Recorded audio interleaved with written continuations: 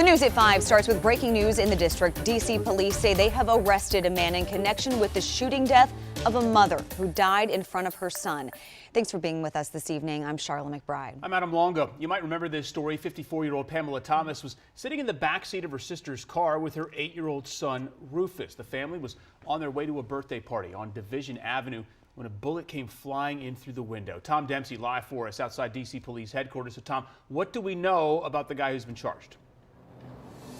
Well, we're learning that 22-year-old Dion Lee is the man arrested in connection to this case. You know, you can really only imagine the pain that this family has been dealing with since early February after the death of 54-year-old Pamela Thomas. But again, during a news conference inside MPD headquarters behind me here in D.C., police announced the arrest of Lee, and they offered other details as to what exactly happened that day. And investigators saying two people got into some sort of an altercation when one of the men, presumably Lee, fired shots, and a stray bullet is what hit Pamela Thomas, hit her and killed her. Just a tragedy for this family to have to experience. And again, they announced the arrest today. 22-year-old Dion Lee is the man who police announced was arrested in regards to all of this. He now faces a charge of first-degree murder in this case.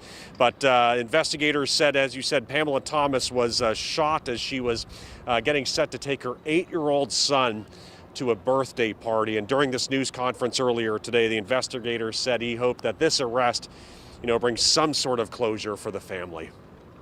This incident is particularly tragic, as no young child should ever witness a parent being murdered.